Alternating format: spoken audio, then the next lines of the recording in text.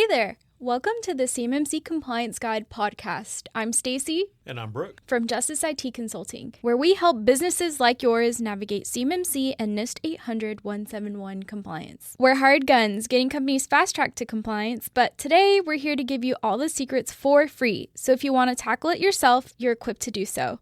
Let's dive into today's episode and keep your business on track. Today, we're tackling something a lot of companies get dangerously wrong, making requirements as not applicable. We're going to walk through why this can be a serious trap and how to avoid getting tripped up during an assessment. So, Brooke, why is not applicable such a dangerous designation to throw around in a CMMC assessment? Not applicable is kind of a dangerous thing because you have to be very careful and make sure it truly is not applicable, because if it's not, then you can mark it down, but you need to explain it and tell why. And if if the assessor looks at it and says, I think you're off your rocker, then at that point, there's a whole host of things that could happen depending on when that is, when they see that. You've got to be very sure that a control is truly not applicable.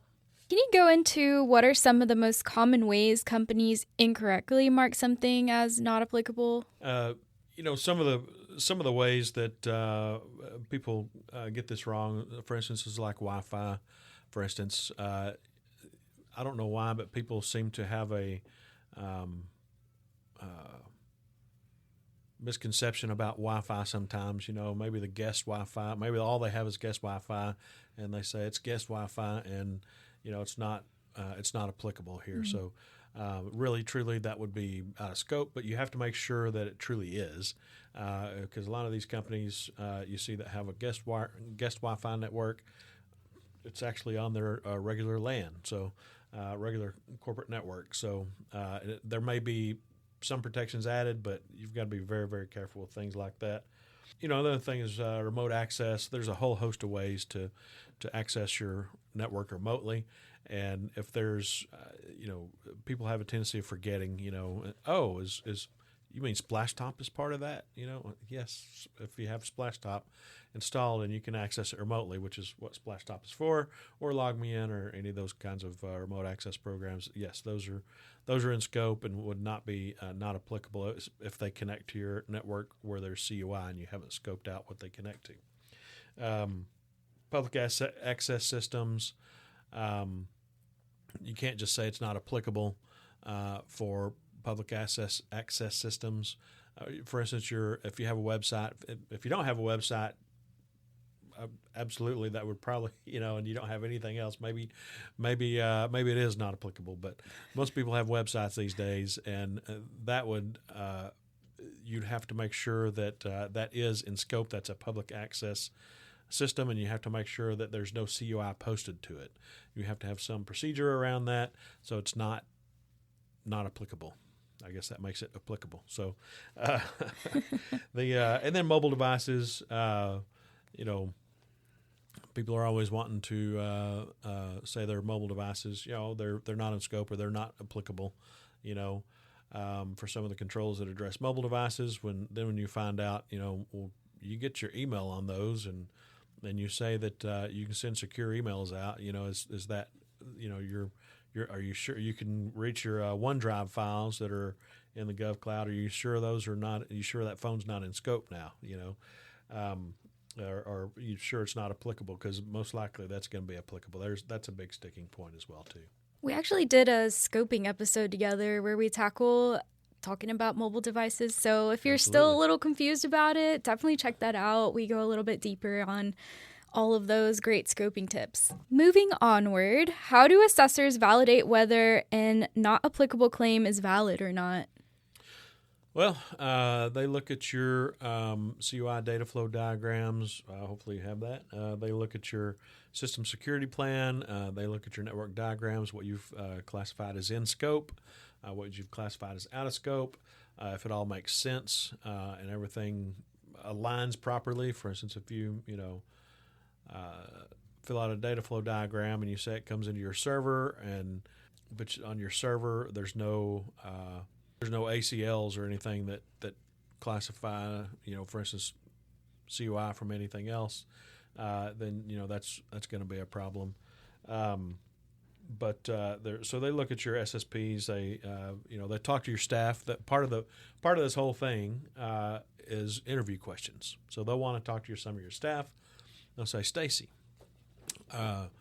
can you access any of the client data as a marketing person? Can you access any of the client data? No, I can't. Well, can you show me? Yeah, sure. Right here's the IT folder. Oh, I just got into it, and so that's then the assessor, not auditor, the assessor would say, oh well, that may be an issue. So, they interview staff. They look at all your proof, your network diagrams, like I said, all that kind of fun stuff, to kind of go through it and understand how everything is built out and make sure it all jives and works together. So if they cover something that you've defined, if they discover something that you've defined as not applicable, then, and I realize probably the example I used is probably not the best example, but the point still is valid.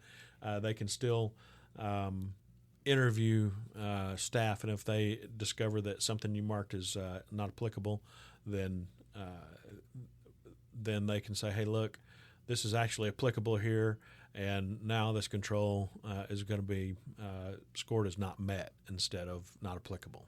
Now that we've covered all the do nots for marking as not applicable, when is it okay to mark a control as not applicable? So it's only when the technology, the process, the everything, all the assessment objectives for that control, it's only when those are completely absent for that control that you can mark that as not applicable.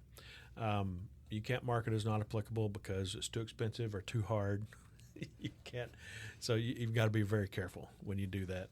And even if you do mark it as not applicable, you really have to define that and prove to the assessor, say this is not applicable and this is why it's not applicable. And you can see this in my data flow diagram. You can see this in our network diagrams, and this is why it's not applicable. And not only explain it, but make sure you include evidence if there's any evidence you can include for a not applicable. So that's not necessarily the same as proving a negative, but that was if there's any evidence that you can show to say this is not applicable, then that evidence, anything to make sure that you can convince that assessor that it truly is not applicable, because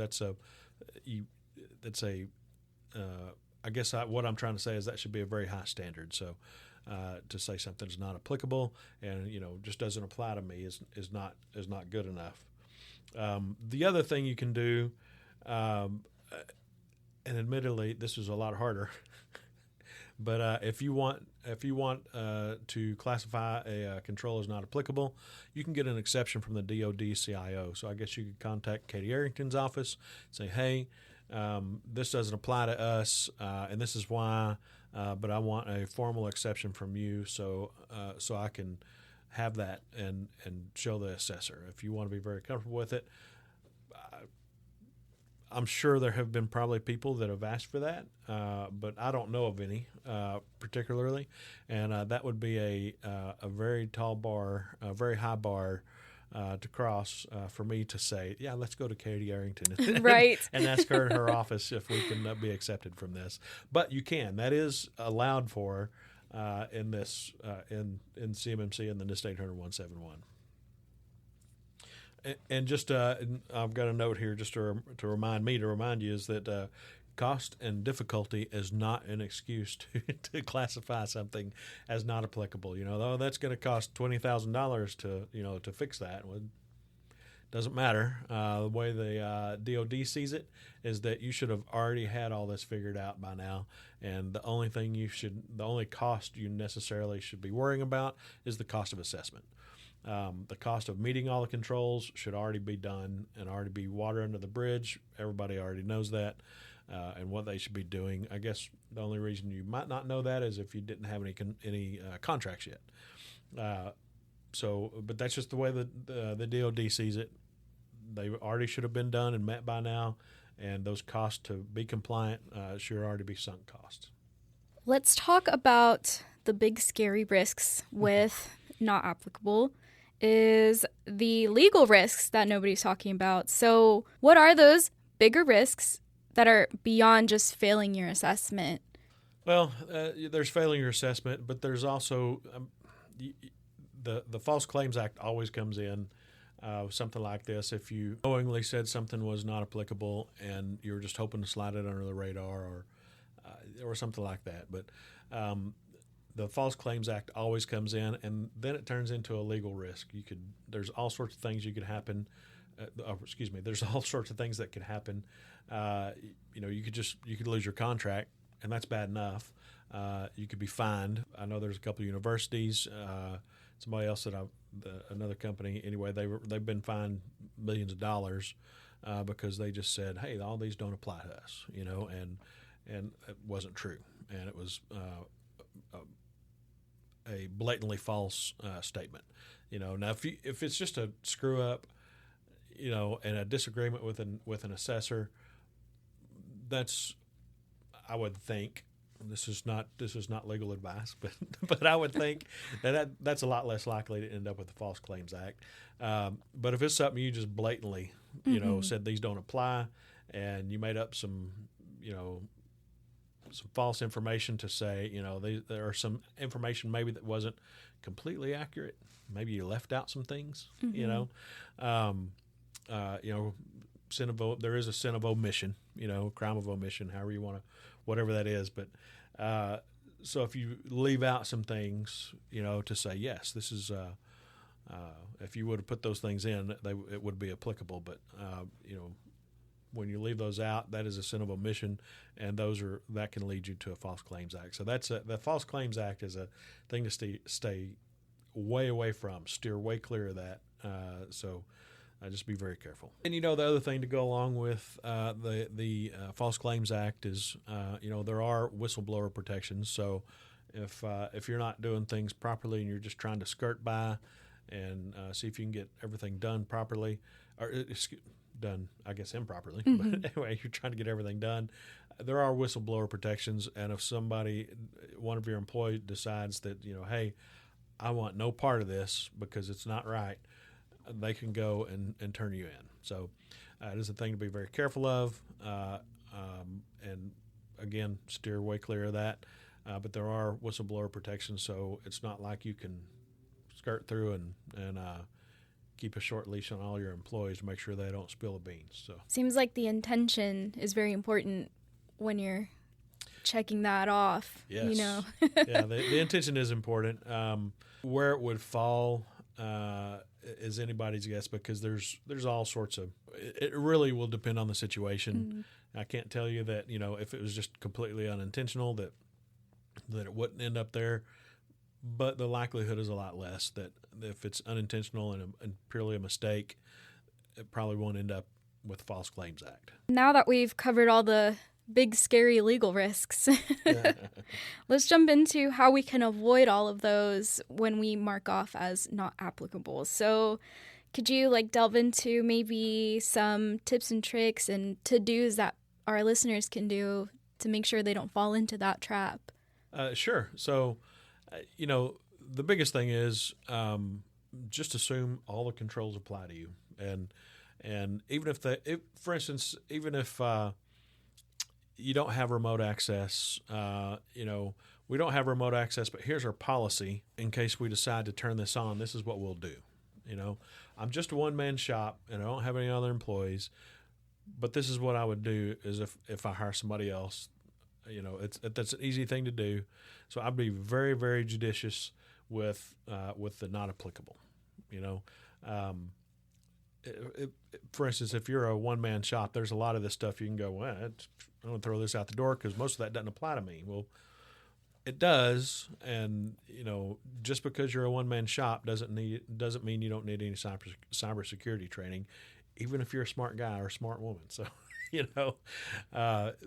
so you need to really think about whether those controls don't apply to you, and so use NA very, very sparingly. Be very judicious with it. Make sure if you do use them, if you do use a not applicable, make sure that it truly is, and make sure you have you explained it, why it's not applicable. Make sure that you have evidence. Make sure that you have all your I's dotted and your T's crossed. So make sure that your I's are not crossed and your T's dotted, I guess. But and if you're unsure, then ask for help. Look for an RPO, look for a CCP or CCA or something like that, somebody that does implementation, and ask them for some help and some guidance. And if you're looking for a place to, say, I have no clue, I don't know anybody that's an implementer, I don't know any IT folks, I don't know or anything like that, where you would go is it's a cyber AB marketplace. And so you'd go to cyberab.org. That's cyberalphabravo.org. And you go there.